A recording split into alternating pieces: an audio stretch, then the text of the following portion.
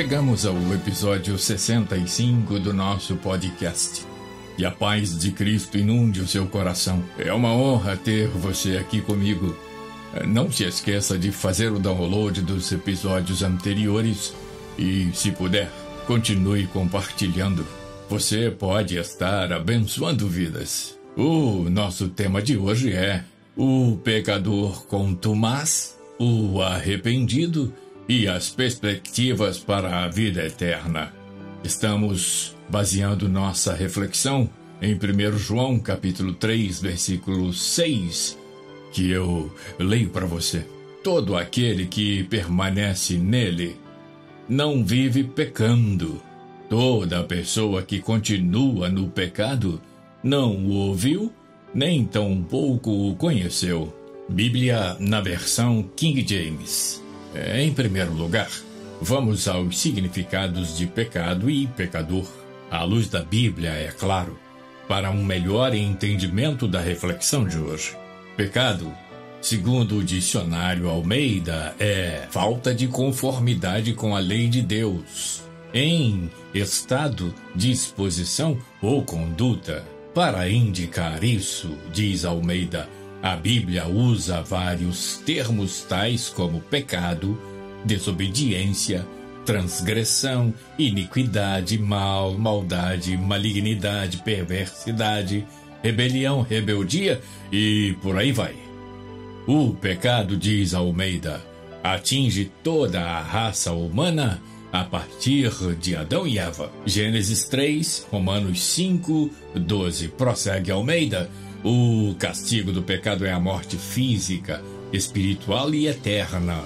Romanos 6, 23. Da morte espiritual e eterna escapam aqueles que se chegam a Cristo, o Salvador.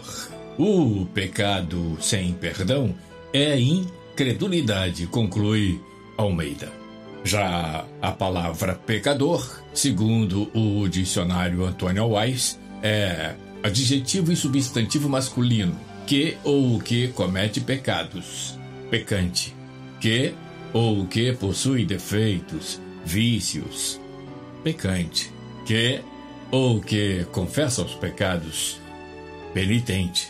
Diz Antônio Weiss ainda que é também um adjetivo, que peca ou pecou contra a castidade, disse especialmente de mulher, conclui Antônio Weiss. Esclarecidos esses termos, destaquemos que a morte do corpo é chamada de primeira morte na Bíblia, que aponta para uma segunda morte, a morte espiritual, para aqueles que vivem na prática do pecado. A consequência visível da tragédia do Éden é a morte física, essa inescapável, como diz o escritor aos Hebreus, no capítulo 9, no verso 27. Eu leio para você.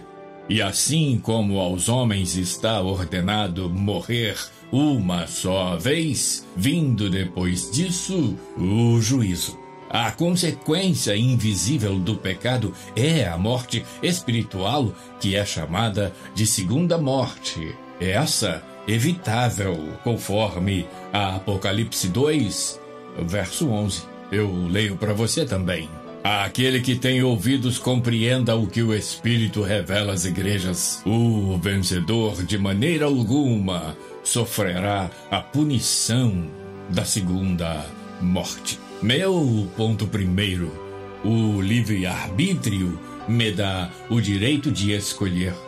É preciso deixar claro que Deus concedeu ao homem o livre-arbítrio. Então, ele pode, embora não deva, viver uma vida de pecados. O que queremos levar em consideração na reflexão de hoje é que cada escolha que fazemos tem o seu respectivo preço, suas respectivas consequências. Paulo apontou essa liberdade, esse livre-arbítrio e alertou para os riscos. 1 Coríntios 6, 12. Todas as coisas me são permitidas, mas nem todas são saudáveis. Tudo me é lícito realizar, mas eu não permitirei que nada me domine. Em outras palavras, posso fazer o que eu quiser, mas eu preciso refletir se eu devo. A terceira lei de Newton, mais do que conhecida, afirma: a toda a ação há sempre uma reação contrária e de igual intensidade. A célebre lei da colheita, magistralmente ensinada pela Bíblia, afigura-se irreversível. Veja, Gálatas 6:7, não vos enganeis, Deus não se permite zombar. Portanto, tudo o que o ser humano semear, isso também colherá. É óbvio, não posso plantar laranja e colher jaca. É claro que posso escolher o que eu quero plantar, mas em tendo plantado, não posso mais escolher o que colher. Isso se aplica a todas as áreas de nossa vida, inclusive no que diz respeito às palavras que usamos. Alguém disse que enquanto as palavras estão na região do pensamento, estão dominadas, mas quando são proferidas, torna escrava delas a pessoa que as proferiu. A Bíblia alerta, Provérbios 15, verso 1, a resposta branda desvia o furor. Em outras traduções, a resposta branda aplaca o furor, mas a palavra dura desperta a violência. O ditado popular aponta nessa direção. Quem fala o que quer, ouve o que não quer. Você conhece o ditado, então sejamos cuidadosos naquilo que plantamos. Eu quero fechar esse tópico com a advertência do apóstolo Paulo aos Gálatas, capítulo 6, verso 10. Sendo assim, enquanto temos oportunidade, façamos o bem a todos, principalmente aos da família da fé. Meu ponto número 2. Há duas portas abertas diante de nós. Jesus mostra essas duas portas com clareza meridiana, permitindo-nos inferir qual é a porta do pecador contumaz e qual é a porta do pecador arrependido. Veja Mateus 7, 13 a 14. Olha o que Jesus diz, que coisa clara, que coisa interessante, que coisa forte para que reflitamos. Veja o que diz Jesus: entrai pela porta estreita, larga é a porta e espaçoso é o caminho que conduz para a perdição, e são muitos os que entram por essa porta, os que entram por ela, diz Jesus, e ele continua: porque estreita é a porta e apertado o caminho que conduz para a vida, e são poucos os que acertam com ela. Consideremos então essas duas portas de acordo com a proposição do nosso tema.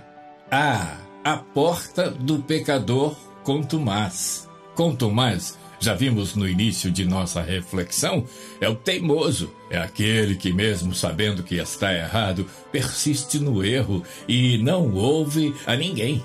É igual ao refrão de uma música famosa: eu nasci assim, eu vou morrer assim. O Senhor Jesus é benevolente e amoroso. A porta do pecador contumaz foi predita pelo profeta Malaquias, Malaquias 4:1, com o desfecho da continuação de uma vida de pecados. Malaquias 4:1, eu leio para você: porque eis que aquele dia vem ardendo como forno, e todos os que cometem impiedade serão como palha, e o dia que está para vir os abrasará, diz o Senhor dos Exércitos, de sorte que não lhes deixará nem raiz, nem ramo. É de se notar o amor, a benevolência e a paciência do Senhor Todo-Poderoso, autor da vida. Se fôssemos usar uma palavra atual, resiliência caberia como uma luva. Os profissionais de recursos humanos que o digam. Veja uma manifestação de benevolência por amor. João 3,16. Porque Deus amou ao mundo de tal maneira que deu o seu Filho unigênito, para que todo o que nele crê não pereça, mas tenha a vida eterna. Veja uma manifestação de amor e benevolência. Mateus 23, 37 e 38. Jerusalém, Jerusalém, que matas os profetas e apedrejas os que te foram enviados. Quantas vezes eu quis reunir os teus filhos como a galinha ajunta os seus pintinhos debaixo das asas, e vós não o quisestes. Eis que a vossa casa vos ficará deserta. Veja a manifestação da paciência benevolente, seguida da justiça para o pecador contumaz, numa mensagem metafórica em que o Senhor repreende a prostituição espiritual. Servir a vários senhores de Jezabel profere uma punição, adoecer as estruturas de sua doutrina e uma sentença: matar os filhos dela, ou seja, os trabalhos e ou doutrinas que poderiam surgir desses ensinamentos distorcidos e contrários à palavra de Deus. Apocalipse 2, 21 a 23. Dei-lhe tempo para que se arrependesse ela, todavia não quer se arrepender da sua prostituição. Eis que a prostro de cama, bem como em grande tribulação os que com ela adulteram, caso não se arrependam das obras que ela incita. Matarei os seus filhos, e todas as igrejas conhecerão que eu sou aquele que sonda mentes e corações, e vos darei a cada um segundo as vossas obras. B. A porta para o pecador arrependido. O profeta Malaquias, obviamente, não se esqueceu de profetizar sobre a porta do pecador arrependido, ou sobre o que vai acontecer com os pecadores arrependidos. Malaquias 4, verso 2. Mas para vós que temeis o meu nome, nascerá o sol da justiça, e salvação trará debaixo das suas asas, e saireis e crescereis como os bezerros do cevadouro. Arrependido, você sabe, é aquele que reconhece estar caminhando na direção errada, na contramão da vitória, e toma uma atitude como fez o filho pródigo, você lembra? Lucas 15, 17 e 18. E caindo em si, disse: quantos trabalhadores do meu pai têm abundância de pão, e eu aqui pereço de fome. Levantar-me-ei e irei ter com o meu pai, e dir-lhe-ei: Pai, pequei contra o céu e perante ti. Você conhece essa história. Do arrependido falou Paulo, jubilando. Romanos 8:1. Portanto, agora nenhuma condenação há para os que estão em Cristo Jesus, que não andam segundo a carne, mas segundo o Espírito, porque a lei do Espírito de vida em Cristo Jesus me livrou da lei do pecado e da morte. Porquanto o que era impossível à lei, visto como estava enferma pela carne, Deus, enviando o seu Filho em semelhança da carne do pecado, pelo pecado condenou o pecado na carne, para que a justiça da lei se cumprisse em nós, que não andamos segundo a carne, mas segundo o Espírito. E mais, segunda epístola de Paulo aos Coríntios, capítulo 5, verso 17. Assim que, se alguém está em Cristo, nova criatura é. As coisas velhas já passaram, eis que tudo se fez novo. Meu tópico 3. A porta da graça está ainda aberta por um pouco. Há uma frase jocosamente enigmática para os estudiosos do uso da crase em língua portuguesa. É uma pergunta: quando é que se abre a porta aberta? Os estudantes acham que é uma pegadinha, um engodo. Na verdade, Berta é o nome de uma mulher.